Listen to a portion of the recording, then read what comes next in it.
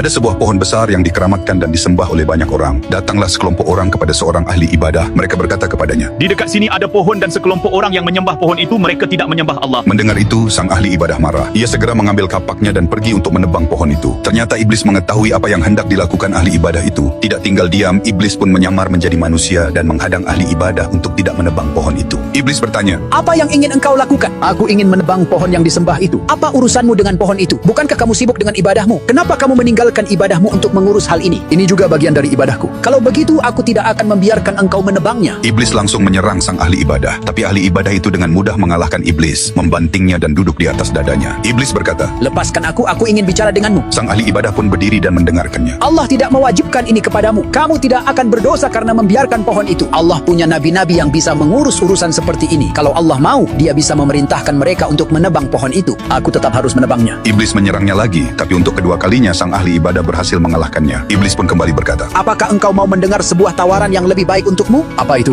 Lepaskan aku dulu agar aku bisa memberitahumu. sang ahli ibadah pun melepaskannya. Kamu ini orang miskin, kamu tidak punya apa-apa, kamu juga jadi beban bagi orang lain. Bagaimana kalau kamu pulang saja? Setiap malam aku akan meletakkan 2 dinar di bawah kepalamu. Kamu bisa memakainya untuk dirimu, keluargamu, dan bisa juga kamu gunakan untuk bersedekah kepada teman-temanmu. Ini lebih baik untukmu dan untuk orang lain daripada kamu menebang pohon itu. Menebang pohon itu tidak akan memberi manfaat apa-apa. Sang ahli ibadah berpikir, Orang ini benar, aku bukan nabi dan aku tidak diperintahkan Allah untuk menebang pohon itu. Lagi pula uang itu bisa aku manfaatkan untuk banyak kebaikan. iblis pun bersumpah akan menepati janjinya. Sang ahli ibadah pun pulang ke tempat ibadahnya. Keesokan paginya, ia benar-benar menemukan 2 dinar di bawah kepalanya. Begitu juga keesokan harinya. Tapi pada hari ketiga dan hari-hari berikutnya, ia tidak menemukan uang itu lagi. Sang ahli ibadah marah. Ia mengambil kapaknya dan berangkat untuk menebang pohon itu. Di tengah jalan, iblis dalam wujud manusia menghadangnya lagi. Mau kemana kamu? Aku akan menebang pohon itu. Demi Allah, engkau tidak akan mampu melakukannya. Sang ahli ibadah segera menyerangnya seperti sebelumnya. Tapi kali ini iblis membantingnya dengan mudah. Sang ahli ibadah tidak berdaya, seperti burung kecil di bawah kaki iblis. Iblis duduk di atas dadanya dan berkata, Berhentilah mengurusi ini. Kalau tidak, aku akan membunuhmu. Kenapa dulu aku bisa mengalahkanmu, tapi sekarang aku yang kalah darimu? Tahukah engkau siapa aku? Aku adalah iblis. Pada kali pertama engkau datang untuk menebang pohon ini, engkau melakukannya karena Allah, sehingga waktu itu aku tidak bisa berbuat apa-apa untuk menyakitimu. Lalu aku mengiming-imingimu uang 2 dinar dan engkau pun menerimanya dan mengurungkan niatmu menebang pohon ini. Ketika engkau tidak lagi mendapati uang 2 dinar tersebut, lantas engkau datang untuk menebang pohon ini, tapi tidak lagi karena Allah, namun karena uang 2 dinar, sehingga kali ini saya bisa mengalahkanmu.